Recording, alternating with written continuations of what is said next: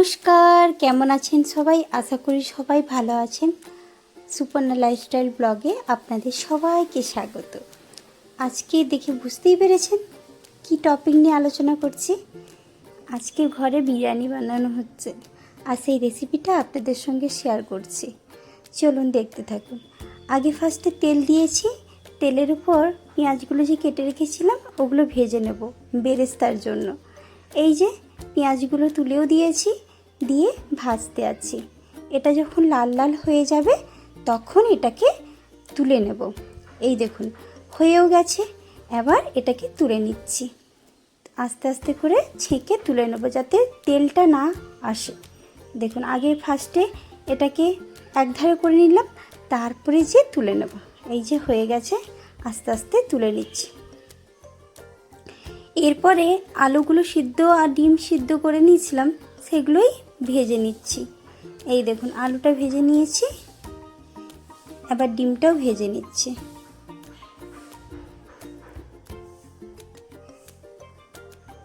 ডিমও ভাজা হয়ে গেছে, তুলেও নিলাম। চলুন এবার মাংস, আজকে বাটার চিকেন করব, তাই জন্য মাংস কষবো বলে আগে ফার্স্টে দারুচিনি এইগুলো দিয়ে আর পেঁয়াজ দিয়ে আগে দারুচিনি, এলাচ, তারপরে লবঙ্গ এগুলো দিয়ে ফার্স্টে করে নিলাম। একটু টমেটো দিয়েছিলাম, ওগুলো নিয়ে একটু হলুদ, একটু লঙ্কা, যে যা স্বাদ মতন দিয়ে দিয়েছি। দিয়ে এবার নাড়তে আছি।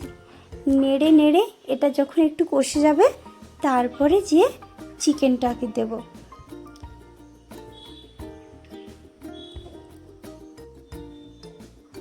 এই দেখুন একটু মজে এসছে, তারপরে আবার চিকেন দিয়ে দিলাম। চিকেন দিয়ে আবার একটু তুলবো, চিকেন দিয়ে তুলে আবার ঘষে নেব। একটু নেড়ে চেড়ে ভালো করে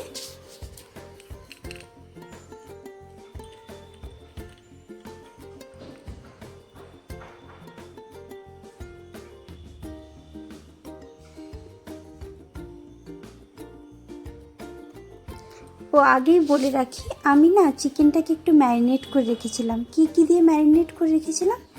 চিকেনটার মধ্যে ছিল একটু টক দই, আর ছিল বিভিন্ন একটু গরম মশলা, তারপর বিভিন্ন রকম আদা রসুন সব দিয়ে, পেঁয়াজ টিয়াজ দিয়ে, আর নুন, হলুদ, আর একটু ধনে গুঁড়ো, একটু জিরে গুঁড়ো, এগুলো দিয়ে ম্যারিনেট করে রেখেছিলাম।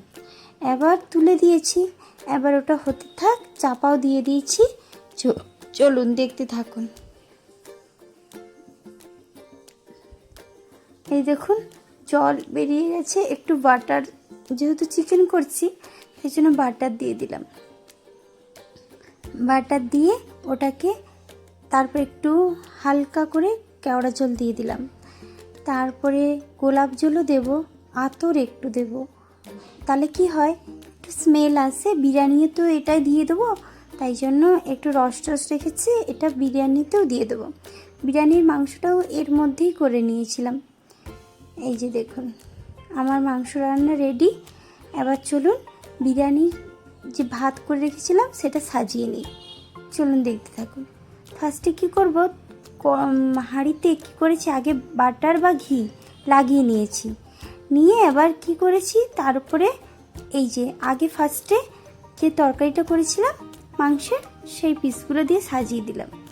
সাজিয়ে দেওয়ার পর তারপরে আবার ওর উপরে একে একে লেয়ার দিতে থাকবো। আপনারা দেখতে থাকুন।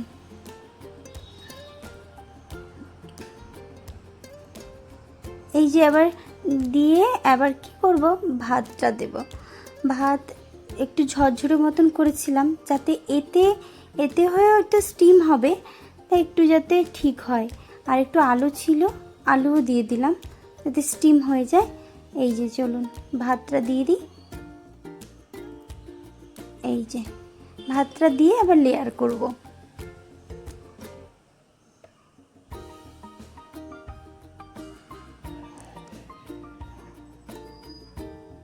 এই ভাতটাকে ভালো করে বিছিয়ে দিতে হবে। ভাতটাকে বিছিয়ে দিয়ে তারপরে আবার একটা লেয়ার দেব।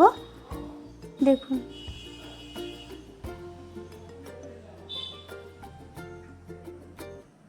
একটু বেরেস্তা দিয়ে দিলাম।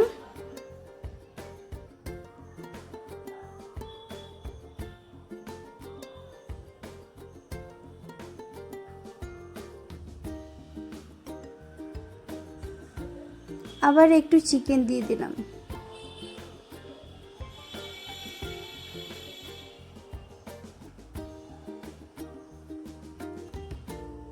আমি তো 4-5 জনের জন্য বিরিয়ানি করেছিলাম, তাই জন্য আমার এইটুকুতে হয়ে গেছে।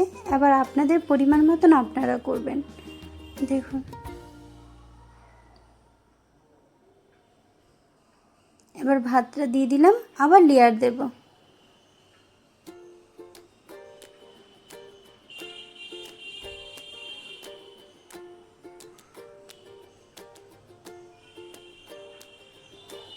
একটু বিরিয়ানি মশলা করে রেখেছিলাম, জায়ফল জয়িত্রী এইসব দিয়ে সেই বিরিয়ানি মশলাটা দিয়ে দিলাম। আমি এটা ঘরেই বানাই মশলাটা, বাজারে কিনা মশলা নয়, এটা ঘরে বিভিন্ন রকম জিরে টিরে দিয়ে মশলাটা বানিয়ে রাখি, সেই মশলাটাই দিয়ে দিলাম। এই যে দেখুন, এই যে মশলাটার মধ্যে কি ছিল, জায়ফল জয়িত্রী, তারপরে তোমার এলাচ, দারুচিনি, এগুলো সব দিয়ে ভেজে আমি গুঁড়ো করে রেখে দিই। কারণ কিছু কিছু তরকারিতে এরকম জিনিস লাগে, আমি তাই জন্য এরকম করে একটা মশলা করে রাখি। ওটা আমাদের বাড়িতে সবসময় থাকে, আর আমি এটা করেও রাখি। এই যে দেখুন, এটা দিয়ে দিলাম। দিয়ে দেওয়ার পর এবার দেখুন, আবার যে আলু সিদ্ধ আর ডিমগুলো ছিল সব এগুলোর মধ্যে স্তর করে সাজিয়ে নেব। দেখুন, এগুলো দিয়ে দিলাম। দিয়ে দেওয়ার পর এবার কি করব, আবার একটু লেয়ার করে নেব। দেখুন, এবার একটু বেরেস্তা দেব সুধা। এই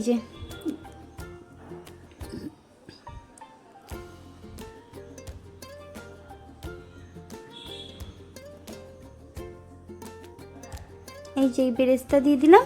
আবার একটু যে তরকারির যে ঝোল ওটাও একটু দিয়ে দেবো লাস্টে। তারপরে একটু এই যে কেশরের জল ছিল, কেশর দুধ দিয়ে ভিজিয়ে রেখেছিলাম, সেই জলটা দিয়ে দিলাম। আর উপরে একটু আতর দিয়েছিলাম, গোলাপ জল দিয়েছিলাম, একটু কেওড়া জল লাগে না, গোলাপ জলটা লাগে, গোলাপ জল দিয়েছিলাম আর আতর দিয়েছিলাম। দিয়ে এবার এই যে আতর দিলাম যাতে একটু স্মেলটা ভালো হয়। আমি আতরটা খুব কম ইউজ করি, কারণ বাচ্চারা খাবে তো, তাই জন্য খুবই কম, 1-2 ফোঁটা আমি দিই। আর আপনাদের স্বাদ মতন আপনারা দিতে পারেন। এবার দিয়ে এবার কি করব, ওই যে মাংস একটু ঝোলটা যাতে নিচটা যাতে না লাগে, আমি স্টিমে বসাবো তো, তাই জন্য ঝোলটা ঠিকঠাক মতো দিতে হবে যাতে আমাদের নিচে না পুড়ে যায়। এই জন্য আমি একটু ঝোল একটু বেশি করেই করেছিলাম, ওই জন্য ওটাকে ম্যানেজ করার জন্য একটু দিয়ে দিলাম। আর কালারটাও চলে আসবে, বেশি কালারও লাগবে না। এই দেখুন, একটু দিয়ে দিলাম।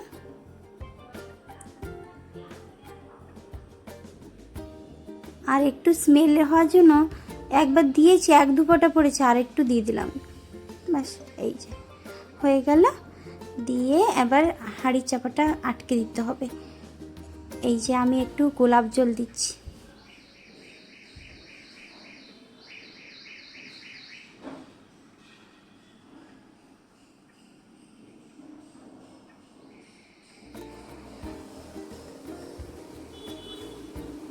আপনারা সাজানোর জন্য না একটু বড় জায়গা নেবেন, আমি ওই জন্য বড় জায়গা নিয়েছি, কারণ সাজাতে সুবিধা হয়। কারণ এটা তো স্টিমে হবে না, তাই জন্য একটু বড় জায়গা নিলে কি হয়, আমাদেরই সুবিধা হবে। এই যে এবার দিয়ে দেবো হাঁড়িটা চাপিয়ে এবার হাঁড়িটার মুখটা ভালো করে আটকে দেব। একটু আটা মেখেছিলাম, এই যে আটাটা মেখে ভালো করে আটকে দিলাম যাতে ও স্টিমটা না বেরিয়ে যায়। এটা স্টিমটা যদি ঠিক থাকে তাহলে তো ভাপে একটু ভালো হবে, আর ওর গন্ধটাও বেশ ভালো থাকবে ওর মধ্যে আর কি। গন্ধ যদি বেরিয়ে যায় তাহলে বিরিয়ানির কি আর লাভ হলো। হয়েও গেছে বিরিয়ানি, দেখুন কি সুন্দর কালার হয়েছে, ভালো হয়েছে। তাহলে আসি, আবারও দেখা হবে নতুন কোনো ভিডিও নিয়ে। আপনারা সবাই ভালো থাকবেন, সুস্থ থাকবেন, সাবধানে থাকবেন। নমস্কার।